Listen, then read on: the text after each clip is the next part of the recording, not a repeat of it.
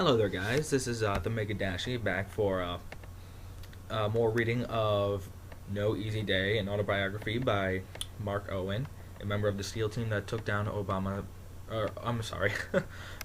bin Laden. And I know in my last video I said I was reading Chapter 1 and Chapter 2 in that video. I apologize for that. I was not. I was only reading the prologue. This is the one why I'm reading Chapter 1. So let's get started. Chapter 1, Green Team. I could feel the sweat dripping down my back, soaking my shirt as I slowly moved down the corridor of the kill house at our training site in Mississippi. It was 2004, 7 years before I would ride a Black Hawk into Abbottabad. Excuse me, I apologize. Abbottabad, Pakistan, on one of the most historic special operation raids in history. I was in the selection and training course for SEAL Team 6, sometimes called by its full name, United States Naval Special Warfare Development Group, abbreviated DevGru. The 9-month selection course was known as Green Team, and it was the one thing that stood between me and the other candidates moving up to the elite DevGru. My heart was beating fast, and I had to blink the perspiration out of my eyes as I followed my teammate to the door. My breath was labored and ragged as I tried to force any extraneous thoughts from my head. I was nervous and edgy, and that was how mistakes were made. I needed to focus, but no matter what was in the room we were about to enter, it paled compared to the cadre of instructors watching on the catwalk. All the instructors were senior combat veterans from DevGru, hand-picked to train new operators. They held my future in their hands. Just get to lunch, I muttered to myself. It was the only way I could control my anxiety.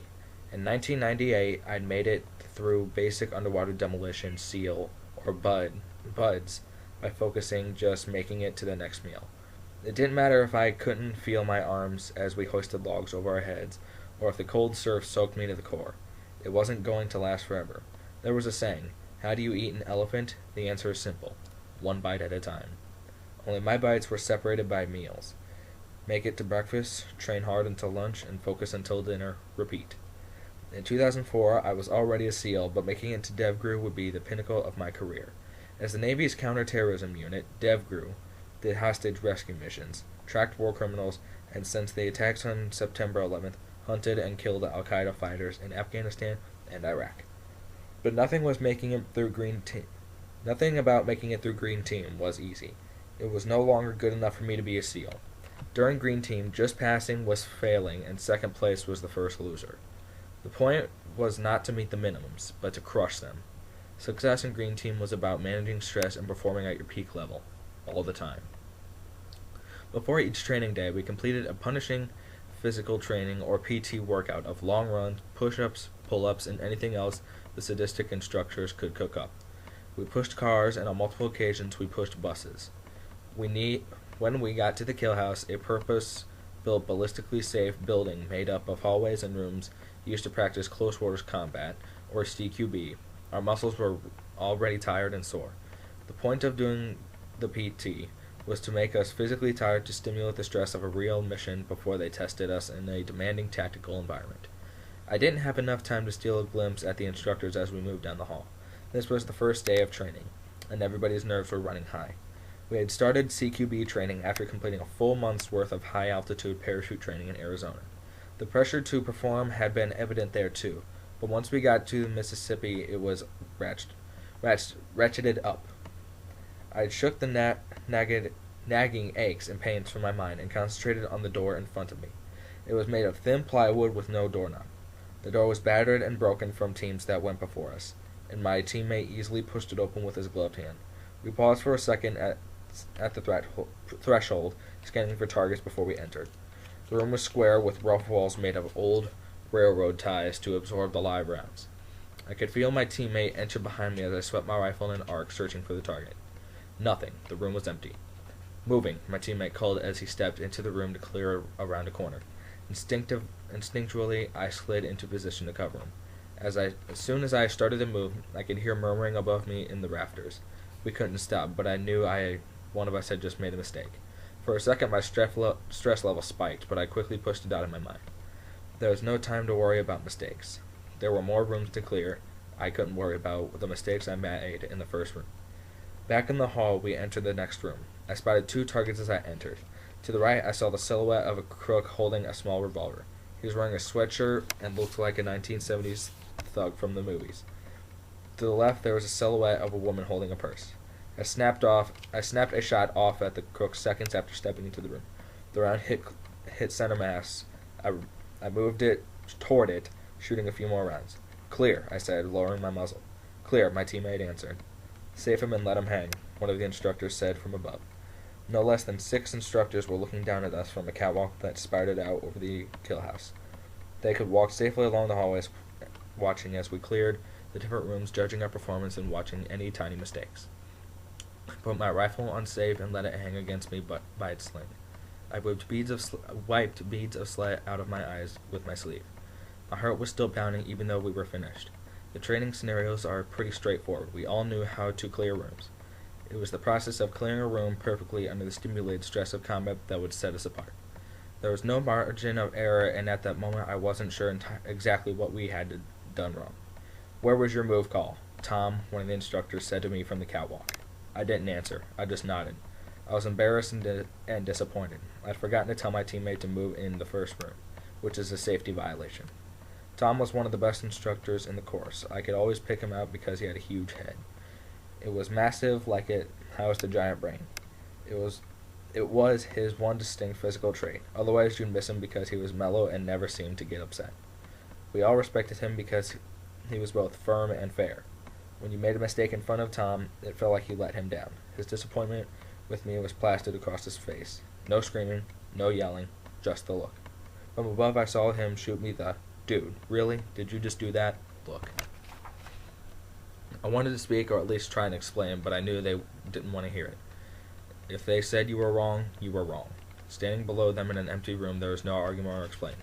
"Okay, check," I said, defenseless and furious with myself for making such a basic error. "We need better than that," Tom said. "Beat it. Do your ladder climb."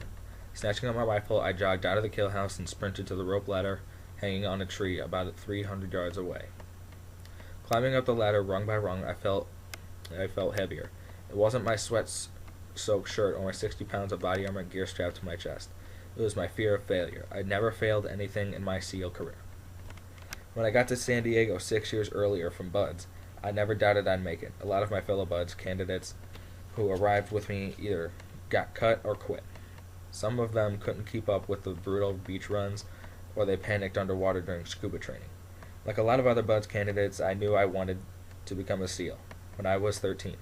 I read every book I could possibly find about the SEALs, followed by the news during Desert Storm for any mention of them, and daydreamed about ambushes and coming up over the beach on a combat mission. I wanted to do all the things I'd read in the books while growing up. After completing my degree at a small college in California, I went to Buds and earned my SEAL Trident in 1998. After a six-month deployment through the Pacific Rim and a combat deployment to Iraq in 2003 and 2004, I was ready for something new. I'd learned about DevGru during my first 2 deployments. DevGru was a collection of the best the SEAL community had to offer, and I knew I would never be able to live with myself if I didn't try.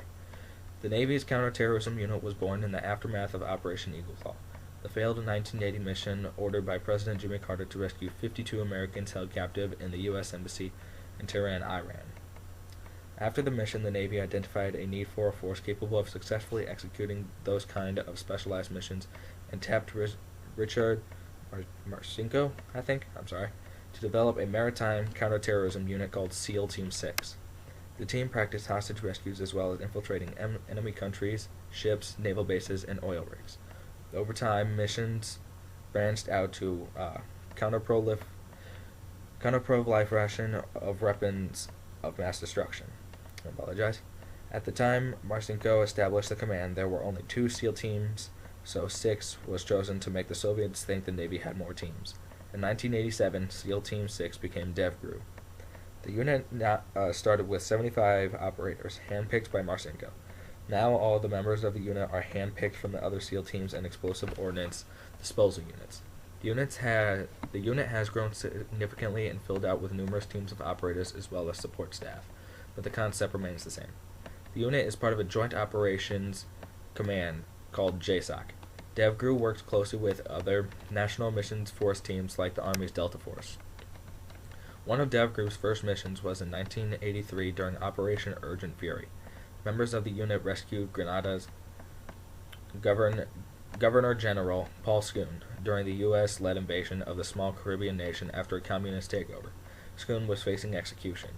6 years later, in 1989, DevGru joined with Delta Force to capture Manuel Noriega during the invasion of Panama. DevGru operators were part of the U.S.-led mission to capture Somali warlord Mohammed Farah Aidid in October 1993, which turned into the Battle of Mogadishu. The fight was chronicled in Mark Bowden's book Black Hawk Down. In 1998, DevGru operators tracked Bosnian war criminal, including Radislav Grstić, the Bosnian general who was later indicated for his role in the Srebrenica massacre of 1995.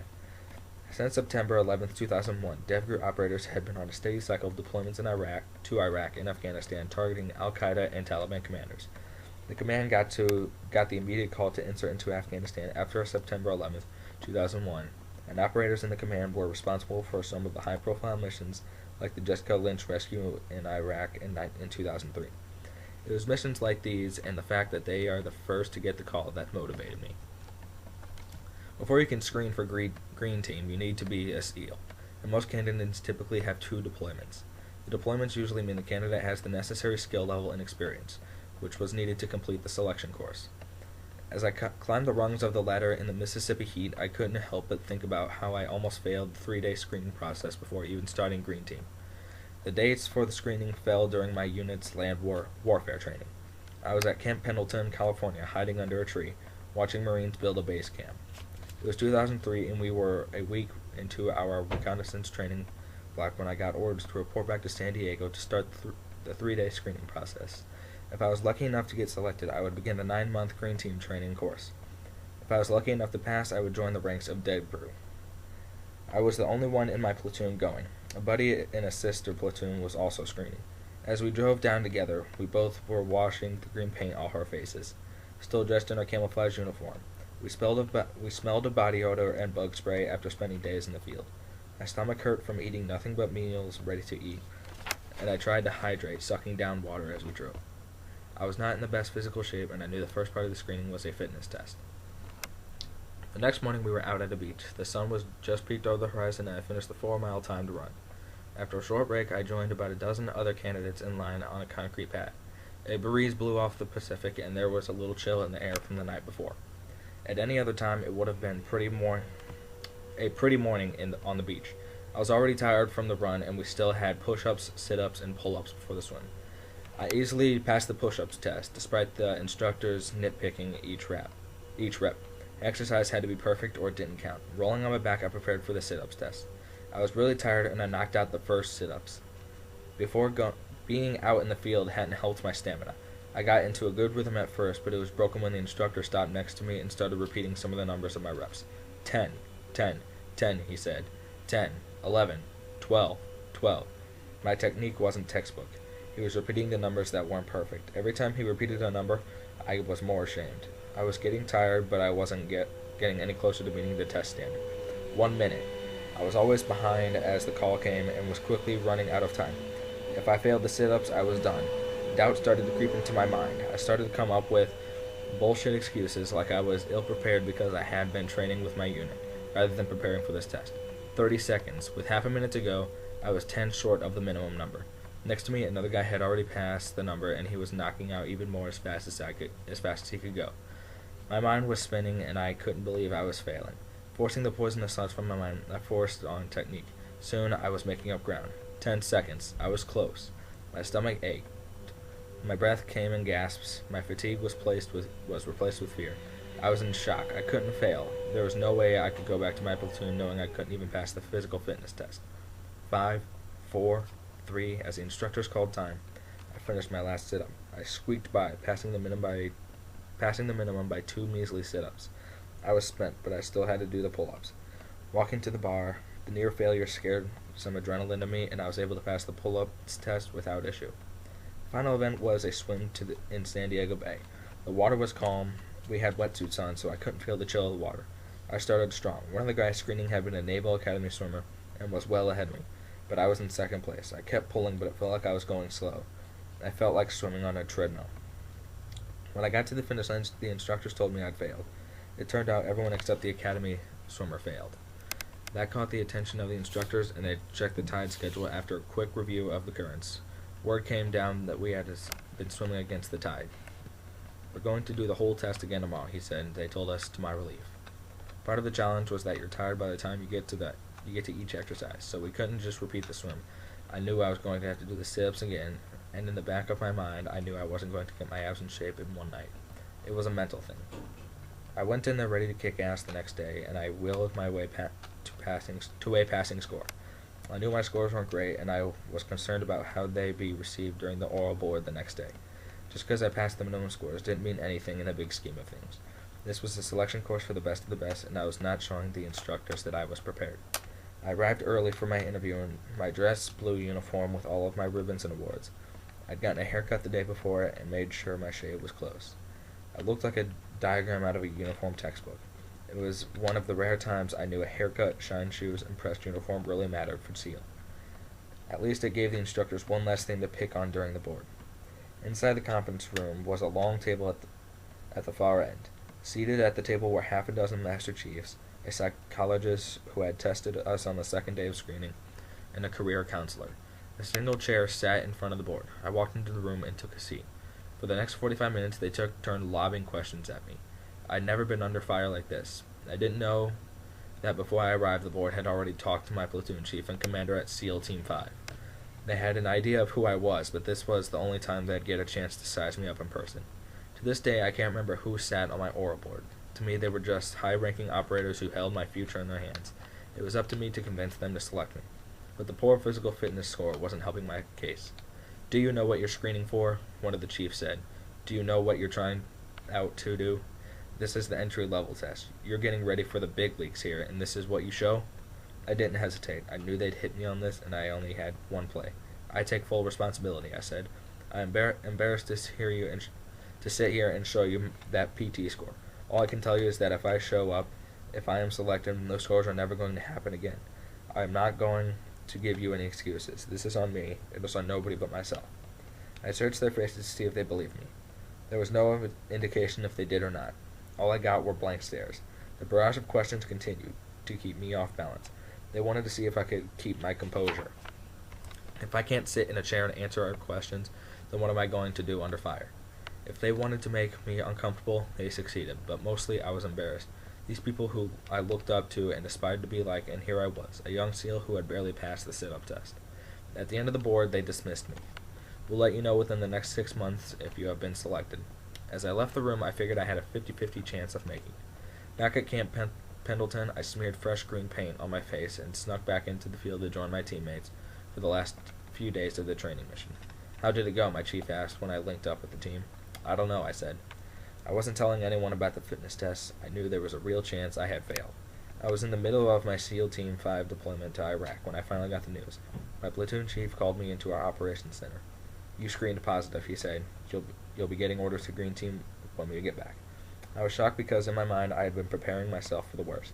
I had in my head I would have to rescreen. Now that I had been selected, I was committed to not making the same mistakes. I knew I would show up at Green Team prepared.